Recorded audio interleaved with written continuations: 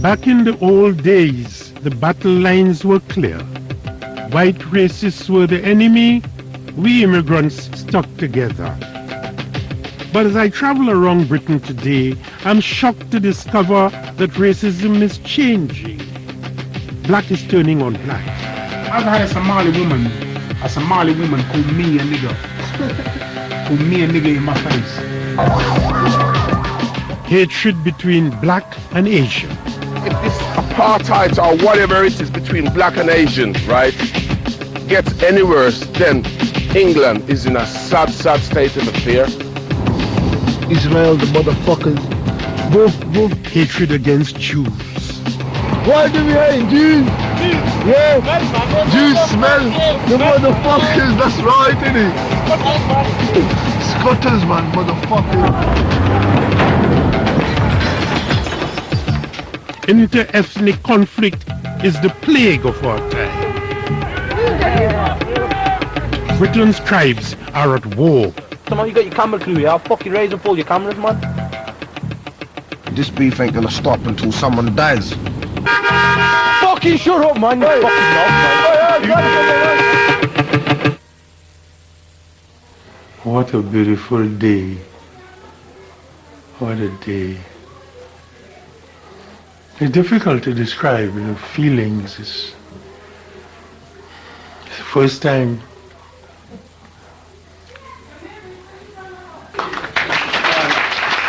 I began thinking about the state of relations between Britain's ethnic groups last year when my son, Darcus Jr., got married. Probably the last male. There's my boy. Darcus, it might be the first time you get the chance to go first in this marriage, so do enjoy. His bride, Alison, is a white girl he has known since childhood. And fine. And then holding her hand, these words to Alison, please. I give you this ring. I'll give you this ring as a symbol of our marriage. As a symbol of our marriage. And a token of my love. And a token of my love. And I'm pleased to confirm that according to the laws of this land, you are now husband and wife, and a kiss. For me, my son's marriage to a white woman is a significant moment in my fight against white racism. Being here with my new family makes me realize just how much relations between black and white have improved. White racism has now acquired pariah status.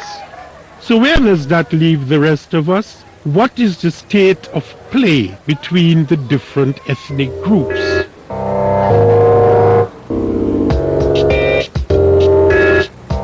I start my journey in the West Midlands. I want to find out what's going on between the two biggest ethnic groups, West Indians and Asians. I'm told things are getting tense between them. The Asians are flexing their muscles. I've heard reports that black boys in Walsall are being terrorized by Pakistani youths.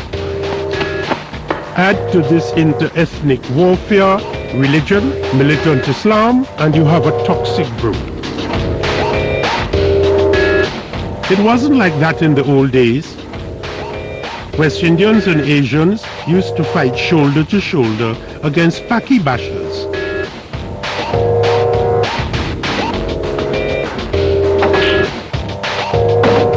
This young man says he was recently attacked by 15 Pakistani youths. What happened to you? Tell me your story. So I just thought cover my head, you get me, because if they hit me in my head, that's going to cause some proper damage, get me. So by the time they run off and all that, you get me, I looked at my legs were all numb. You got stabbed? Yeah, my face was safe, like I just got stabbed in the back of my leg, you get me? And on my back and that. You got scars? Battle scars? Let me see. Everybody's got battle scars. And all my jeans was all wet, you get me? Like I had two like stab marks in the back of my leg. See it there? Do you see that? Like all of them just calling me niggas and kill the nigga and this and that, you get me? How you propose to deal with this problem? The best way we can. Simple, you get me, the best way we can. To fight on the way we get approached. Fight back, don't give a damn, you get me? Standing, we don't give a fuck, they don't give a fuck. Fuck it, man. This is tribal warfare at its crudest. Everybody seems to think that one of these days somebody is going to get killed. Is that what you feel? A couple months ago, a good friend of mine got stabbed. A good friend of mine, Simon Megley. He's dead. He ain't got no more. We ain't never gonna see that nigga again. These boys seem trapped, cornered. 15, 20 years ago, Pakistani boys attacked by white skinheads must have felt the same way. But now, they say it's the Pakistanis who are the aggressors.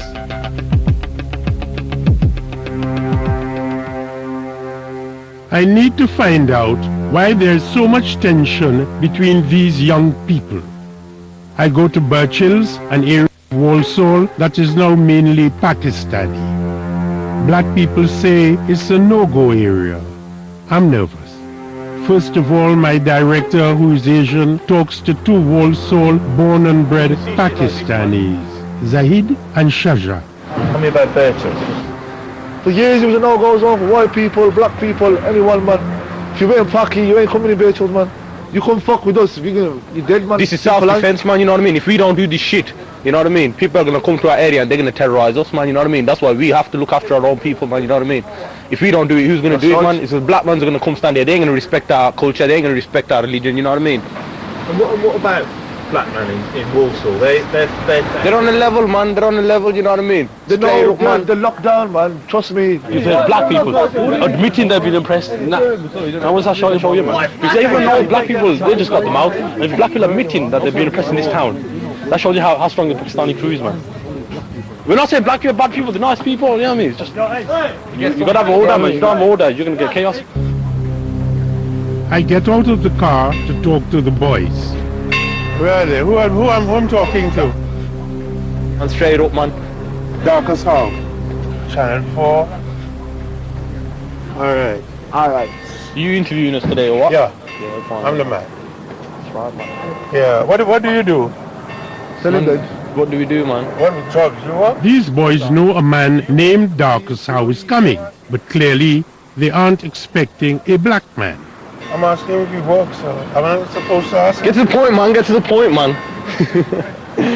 What kind of questions are you asking us, any? What do we do, man? What's that, man? No, I was just introducing myself, my friend. Yeah, what do you do, man? yourself. I am a presenter and a television writer with Channel 4, the New Statesman, the Guardian, the Observer, the Sunday Times. Okay? Yeah, that's right, man. You I'm from introduce the yourself South, before you ask for introductions, man. I'm from it. That's all right.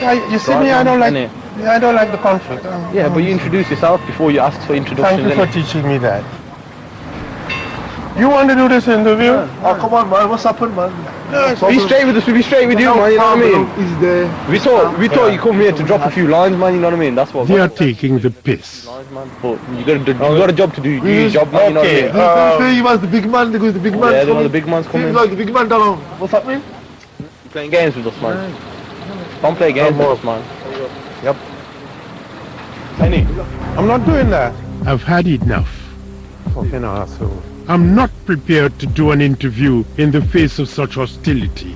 You do it. You do it. You do it. You do it. You do it. I'm not doing it. Because I'm not getting involved in shit like that. Just smash him up. Man, fucking mash him up, man, you know what I mean? Mash them all up. So now you got your camera crew here, I'll fucking raise up all your cameras, man. You fucking know that, man. They're threatening me. These Pakistani boys are threatening to mash me up. I don't want any trouble, so I leave my Asian director to continue. Zahid and Shaja and their friends talk big but act like little boys under siege. Fucking pig. They feel they are discriminated against, not only because they're Asian, but also Muslim. I can understand why they feel like this. Since 9/11, Muslims have become the most hated group in Britain. But ironically, these boys react to prejudice by adopting the street culture of West Indian youth, while asserting their allegiance to Pakistan. 20 years ago, there were no Pakis here. No one was doing nothing. But now, the Pakis are with a stamp, man. Trust, you know what I mean? Now, think 20 years ahead. Boy, fuck knows, man. This is going to be Pakistan. Oh, England. It's going to be Pakistan, man. They were fucking shipping over. Know what I mean? Fake passports. Fucking shut up, man. I suspect that in a hostile world, clinging to the idea of Pakistan gives these boys an identity.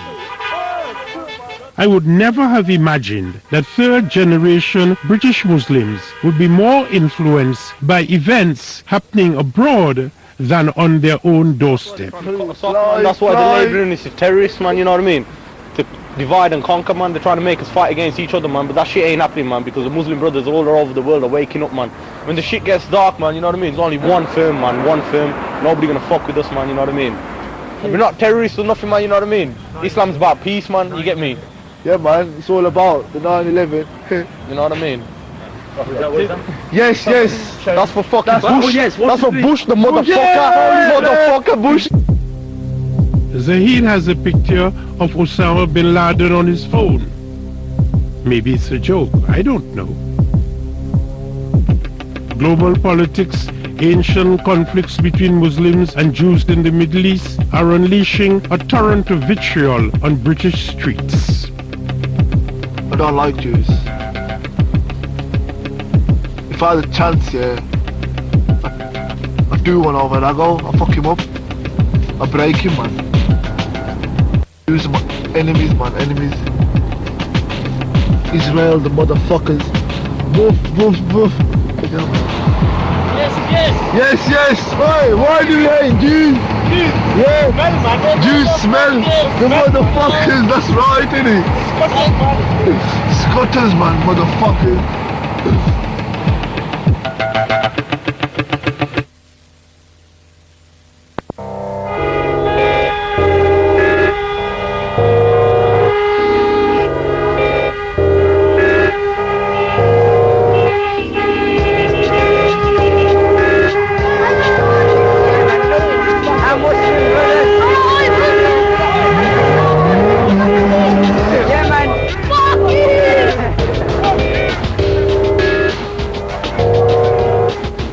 My journey takes me to the Alam Rock Road in Birmingham for Eid, the end of Ramadan, the Muslim month of fasting.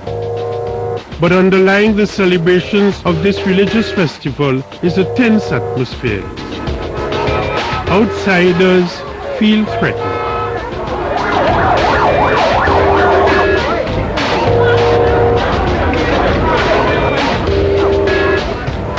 I'm there over half an hour in the traffic coming down. All I do, I try to get through. They go to the car, they go on the hog and they turn the car across the road, block the road. I can't get through. All they do though, they start to jump on my car. I start to shake my car up. So I comes out, I pull the car up, and I comes out the car. Right? They all gather around me, so I stand there, because I know I'm not running, because they all gather around me, they don't want to throw me or whatever. I still stand. Asians, all Asians. Right, it's all Asians. It's not even the point. Everyone can have a happy Christmas, you understand? But in situations like this, they shouldn't need to block up the road. My son's got a tracheostomy, and we need to get through the crowd in emergency. He's been coughing for about 45 minutes, and they're not letting us through the crowd. Most of the time, on the weekend, on the Saturday, you can't get nowhere to walk. They party car, sidewalk, everywhere. It seems like they want to fight me. That's what they want to do. They want to fight me.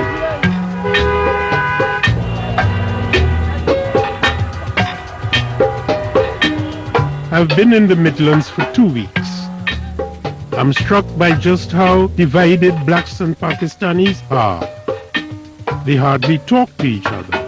You can feel the divisions. I want to find out more about why it's come to this. I go back to the West Indian boy who had been stabbed in the leg. I find him with his friend Leroy. Have you ever had a Pakistani friend? You go to his house, he comes to yours, go into each other's houses and all of that? Not really. No, I don't know. Was there a time when young Pakistanis and young West Indians going to school together got on fairly well without this kind of conflict? I used to see them as really passive people, you know, to run takeaway restaurant and things like that. And personally, on a level, I used to say to my people, right, the reason why they do so good is because they're just passive, you know. Now they come with this militancy, yeah? It's like overnight, it just shocked me. You know what I mean? Really, really aggressive militancy. Yeah, my slogan. Right. United we stand, divided we fall. Yeah, but how are you going to have unity when some of us say Allah and some of us say hallelujah? I find this all very depressing, you know. It is depressing because it's happening and no one is doing fuck all about it. Let me finish. You know, I find it depressing is that I know for a fact, an absolute fact, that there was a time when West Indians and Asians worked here in the foundries. Yeah. West Indians used to get jobs for Asians. If something was going in a factory, they would say, "You want a job? We've got some work going here." Right. And that, they went on strike together. Yeah. They joined the trade unions together. Yeah. They joined the Labour Party, mostly together. And then, now this degeneration.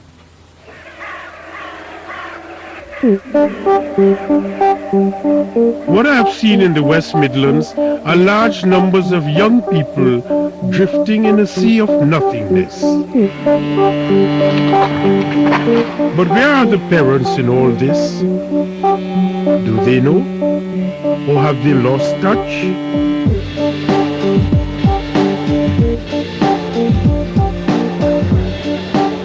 I want to find out what the older generation really thinks, so I visit Birmingham Central Mosque.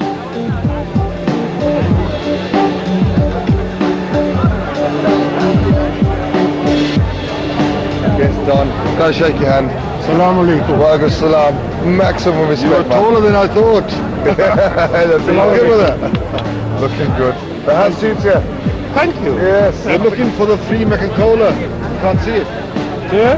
They'll be advertising free Mecca Cola.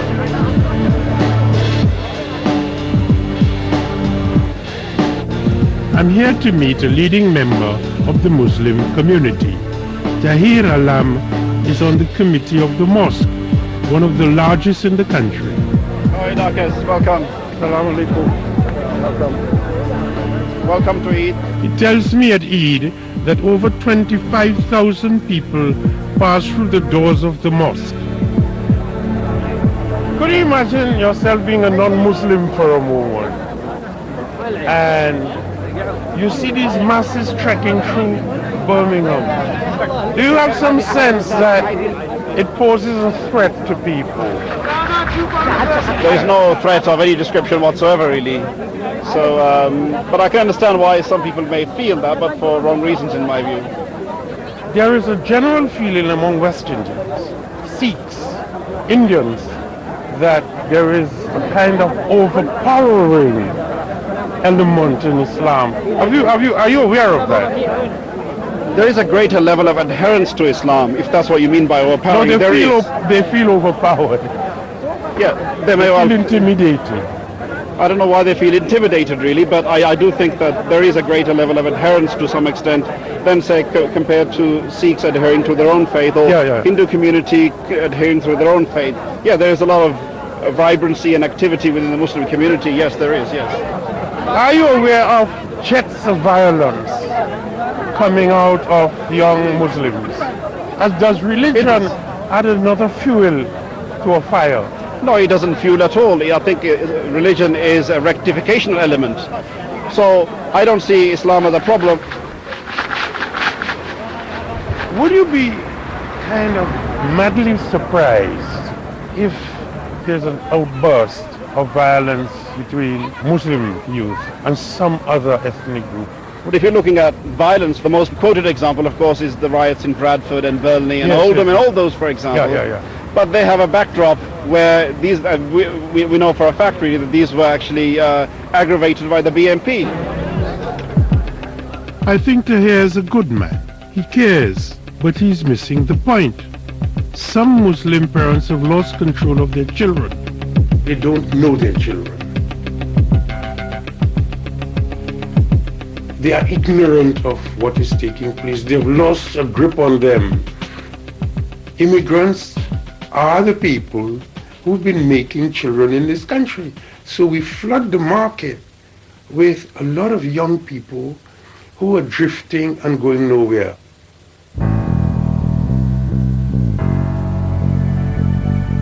There is a huge clash between young West Indians and Asians. Some of it is clearly down to tribal differences. But some of it appears to be about economic success. Some Asians who have climbed the ladder in the money stakes are now putting down the black man. It's just a joke my son was telling me the other day. It's a kid's joke, yeah? He was asking me what would I call a black woman who refuses to have any kids. Crime preventive. I mean, all businesses here, the population is mainly black and the businesses are mainly Asians. What's that telling you? I'm off to meet Jaswant Singh Sandhu. He owns a string of small businesses in Birmingham. Jas is a Sikh who came to England from India when he was a boy. Today, he's shopping for his fourth car. What do you call a black man in a Rolls Royce? Thief. Jas feels that the West Indian community, unlike the Asians, have failed economically. Would you say the gap between us and the West Indians in progress is acceptable? Well, I never look at what other people have or don't have. That's not the way I conduct my life. I'm the second generation. As far as I know, the second generation of West Indians quit a long time ago. They did what? They quit. They didn't want to do a day's work. Apparently the white man don't give them jobs. It's funny how we get them. But what I hear is that you work from morning to night. Who's that, the Asians? Yeah. So what's wrong with that? Well, they have the highest percentage of heart attacks in the country. Well, you know, would you rather a guy was lazing around all his life doing wrong? Who lazes around all their life? Well, I don't know. The black youths of my age are lazing around. I can't understand how does any community explain grown young men walking around at 2 o'clock in the afternoon. Don't they have a job? Don't they have anything to do? We drive around, but it's all connected to business. What Jas is really telling me is that the West Indians' poor economic performance justifies his prejudices. I've never thought I'd hear this from an Asian brother. It was very different when I first came here. There was a commonality of purpose between people from Pakistan, people from India, and people from the Caribbean. We were all under the empire at one time. We all had this particular sense of England. You don't like West Indians, don't you? You don't like West Indians. I have West Indian friends. Those who choose to do well with their life are my friends. But you seem to think West Indians are very worthless. I don't think they're very worthless. I think they're very lazy. If you go to the BNP with that kind of talk you're talking there, you think they'll take you in? I'm not talking on their behalf. I'm saying what I feel and see. I'm amazed by Jas's attack, but I'm trying to understand him. I think he has struggled to get out of poverty and he's terrified of falling back into it. All of us came physically out of those communities. I'm a professional. There are lots of professionals who have. And that pit of despair frightens everybody. When you look down there, you don't want to go anywhere near it. So you exaggerate who you are. You measure yourself only in regard to not falling into the pit. But Jas was determined to hammer home his message. He invites me to an Asian ladies' night in Birmingham city centre.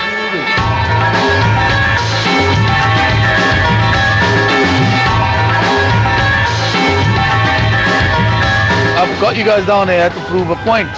I can't just talk about things, I will give you proof. Yes, Asians have been successful. I mean, times have changed. You see a lot of affluent, a lot of money out there. The Asians have got big cars, big houses. It's all different now. So is there now an economic pecking order among the old immigrant communities? I'd put Asians first, then Chinese, then Japanese. Chinese, Japanese. Same-ish. Then Jewish people have done really well. But they're tight. then Jews, and then black people. Then black people, yeah. The Jews, the Patels, the Sikhs, the Muslims, the blacks. Black people nicknames is probably going Jord, which is that they're thieves, but only by the older generation because we don't think that. And then there's Bigra, which means downgrade, I suppose. Yeah, downgrade. But that's only because some of them lounge around too much. So that's not our fault either. It's not. Should we do some dancing now? Jazz can't resist one final dig. Didn't you see them down Lozals? The West Indian friends. They should look at this and take a leaf out of our book. Instead of sitting there making excuses that Indians are dying of heart attack because of stress, at least we're not dying because of drugs. Something has happened in this place. I think some toxin went around and people have been poisoned, because to even answer it is to contaminate yourself by it. To even answer jazz is to get myself involved with it.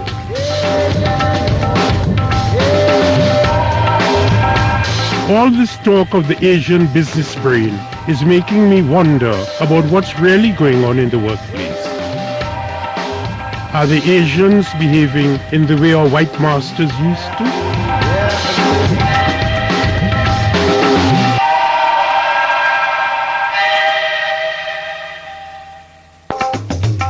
On my journey, I've met some Asians glorying in their financial success. But as far as I'm concerned, they can think what they like about black people in the privacy of their own homes and upmarket cars. But this prejudice bothers me when it spills out into the workplace. In the last few years, there have been disturbing cases of Asians discriminating against blacks at work.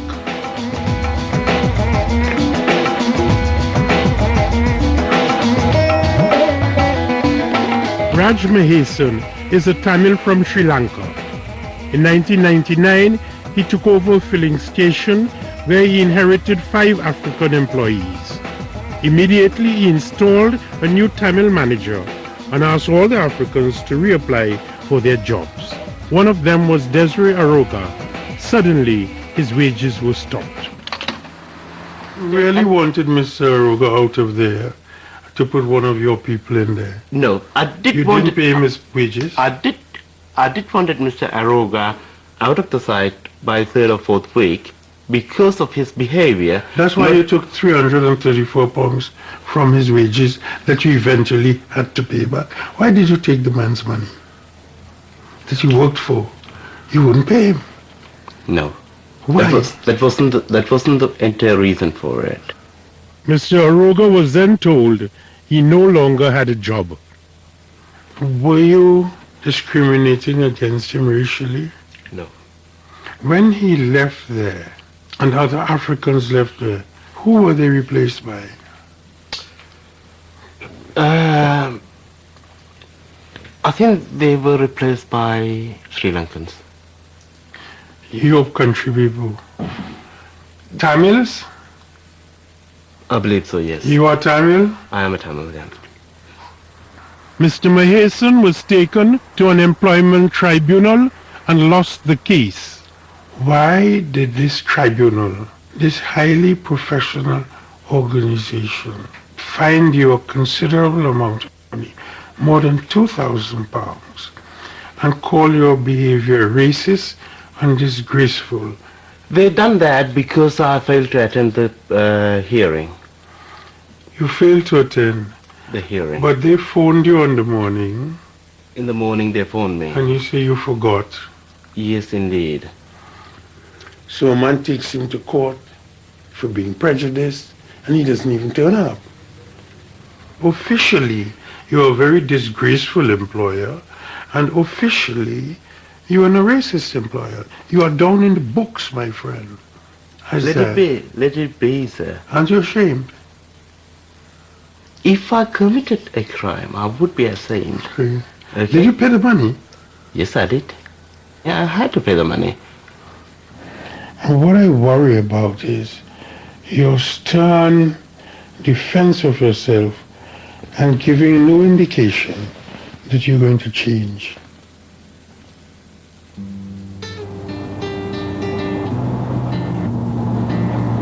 Ah, fuck this for starters. This is really getting me down.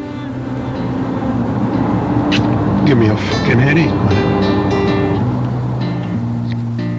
I traveled back to London with my head spinning. The problems in the old immigrant communities are bad enough, but in the last few years, we have seen a huge influx in a new type of migrant, asylum seekers. It is not just whites that find them a problem. The same prejudice is rife amongst the old immigrant groups. I'm on my way to Woolwich, one of the roughest areas in London. Industries have died here. The docks are no more. It looks as though it gets dark before any other part of England gets dark. It looks as though rain falls here more than anywhere else in the world. It looks as though there are no stars and there are no moons in these places. In the 1990s, there was a huge influx of Somalis to this area. These people are fleeing barbaric wars and regimes of terror in their country. Now I hear Somalis are in conflict with West Indians. Two groups fighting over scraps in a god-forsaken corner of the capital. Black on black violence. We're eating beef every single day. There's that G, where's that Bray? That's what it's like when you're finding your goods. Side niggas hitting from the hood. I go to meet Joby, a 16-year-old West Indian boy who has lived in this area all his life. When I was his age, I was fighting white racism, but Joby's venom is aimed at Somalis.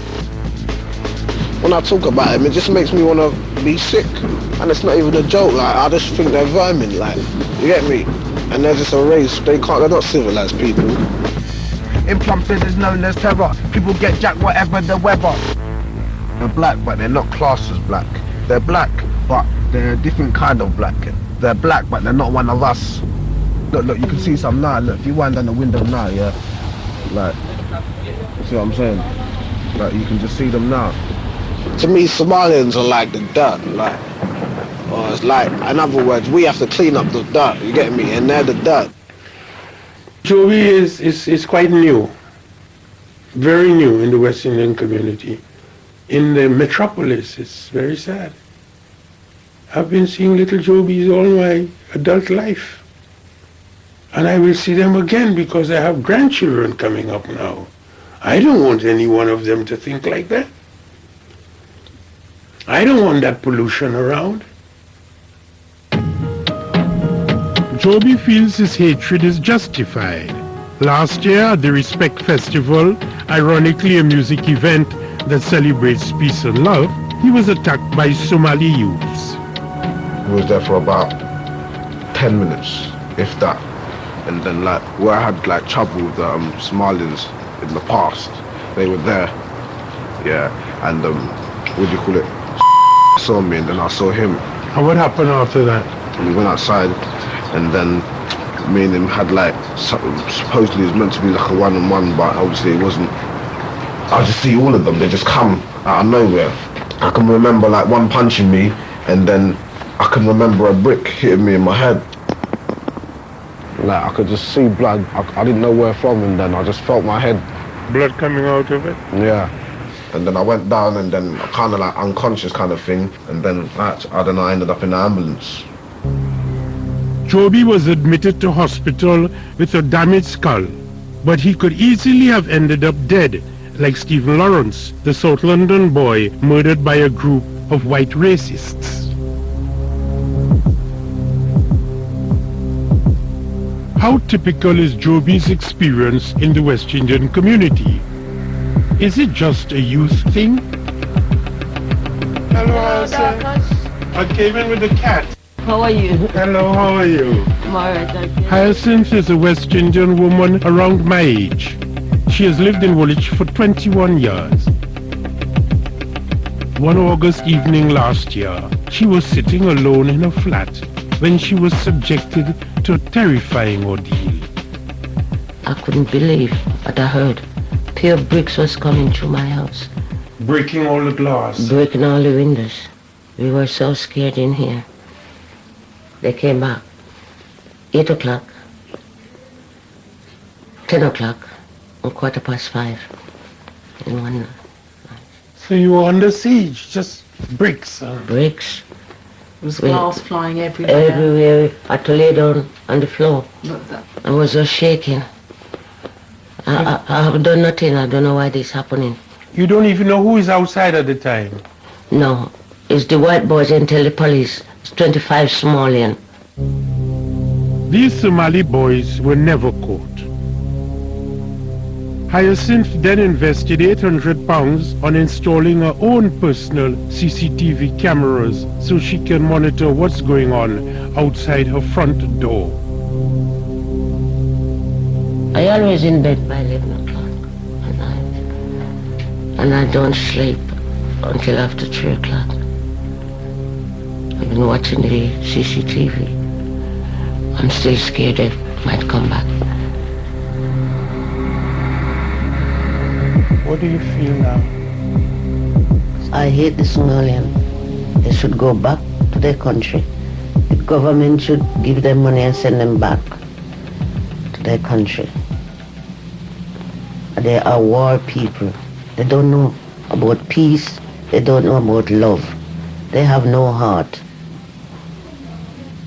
To me, they are animals.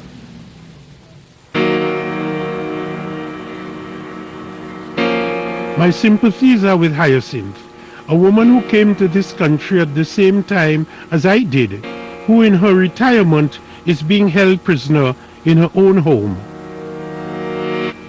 And as a result, a decent woman talks of revenge using the language of some racist thug. I was more angry in Woolwich than anything else because I'm both myself African and Caribbean. It's like two parts of me at war with each other. Like I want to eat out my own heart then. Stick my chest into my mouth and eat out my own heart.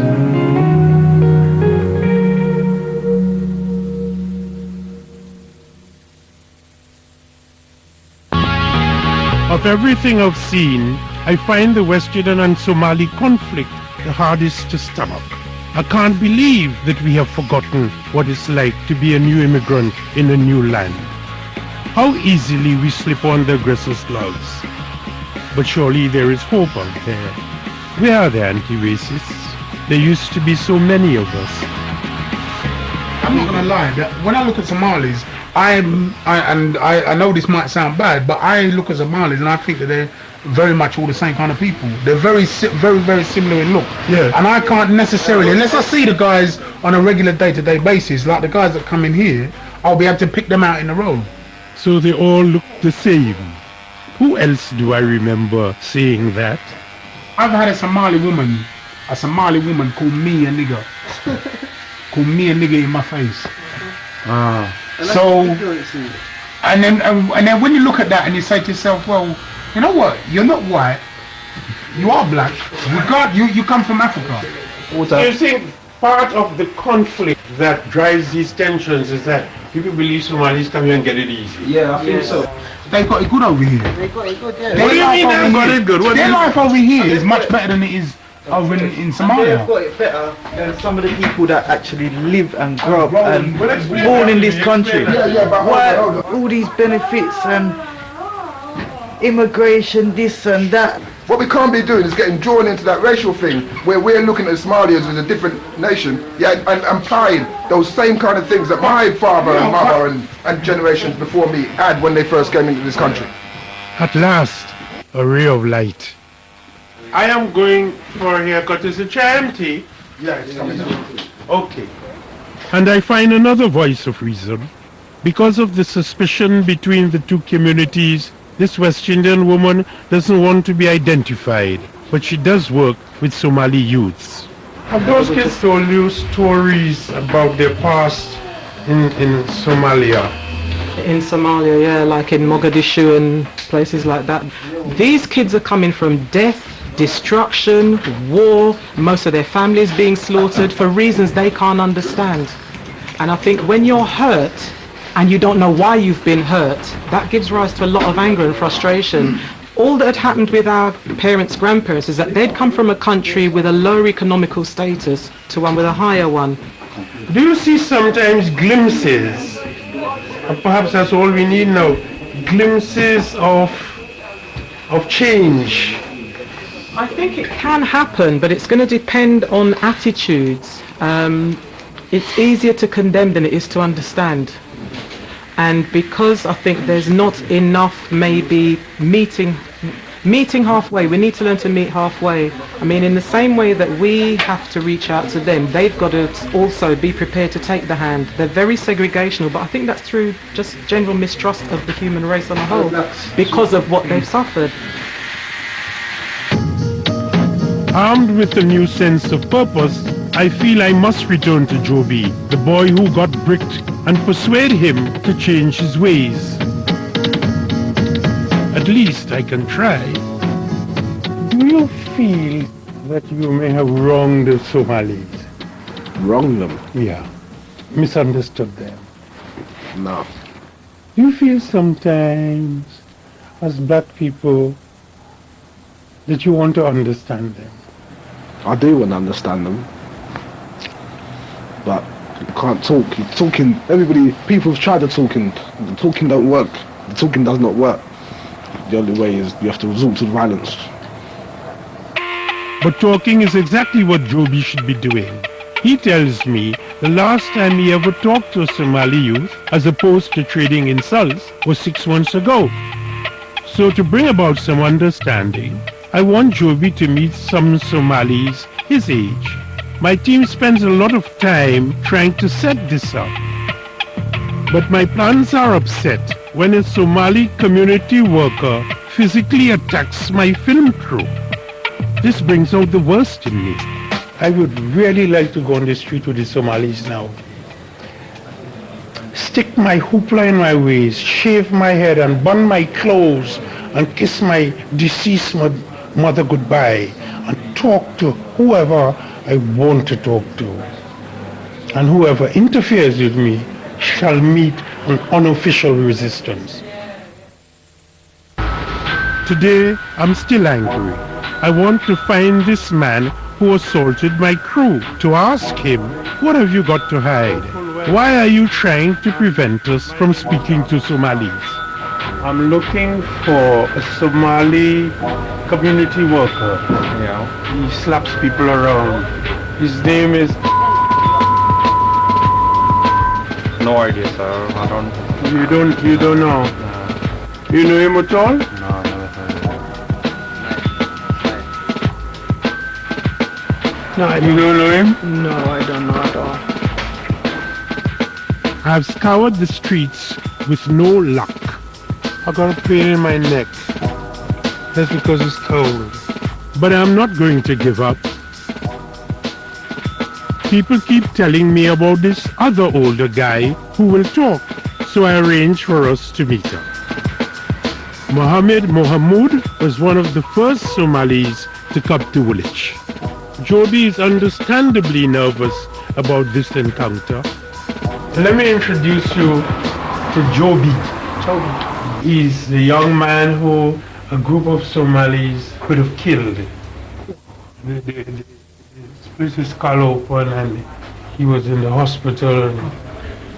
Well, I'm sorry, Joby. I am sure it was not because of being Somali. could be the wrong people. And you know every community has got wrong people. We are beginning to be violent within each other as a black community. So it's not only you, it's everybody needs to solve this kind of problems, starting within the youngsters. You want to ask anything? I don't know, like, how do they live? How do they live? How do they live? How they live is just like the ordinary people of your community or any other community. These young people who are fighting are deprived people, excluded. So you understand what I mean? So the reason why everything's happening is because the system's neglecting these children. I asked Joby why he thinks the young Somalis feel so hostile. He says it's economic envy. Well, basically, the reason why it happened is because that, like, you know, when certain people in the area are making money, this person's not making money, you know, like there's envy, this person starts hating on that person because he's doing that, and it just builds up on top of that, really. So it's about material, isn't it? You know why I brought him to see you? He could be my son, and I wanted him to meet you to get a glimpse that would make him less angry and less wanting to retaliate. Oh, no. I mean, this won't solve the problem. I know that. I really hope that meeting Mohammed has softened Joby's views. What you felt about that conversation? Did you learn anything from it? Yeah. A little bit. Joby doesn't sound too convinced.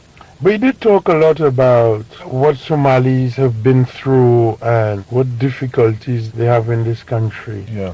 But did you know all of that before? No, I didn't know all of that before, but like I know now kind of thing. You know what I mean? So. It makes you feel different? Yeah. Yeah. Tell me how. Like it just, like I look at them in a different way kind of thing. More sympathy for them and their condition? Or? A little bit. A little bit. I'm lucky to get that.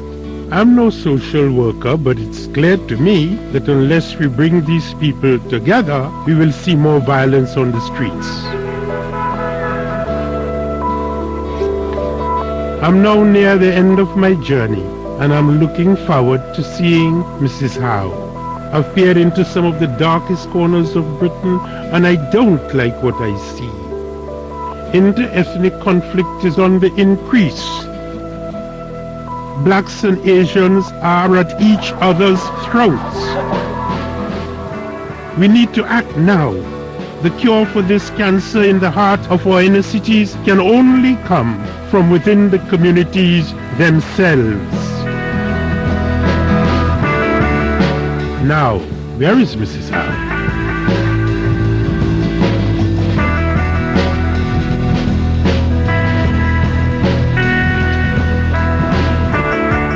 So, are ethnic minorities more prejudiced than the white people in the UK today? Find out what a group of teenagers think by checking out our streamed debate at channel4.com/Black History Map. Next tonight, dodgy plumbers and dodgy salesmen, the game's up. It's the Cowboy Trap.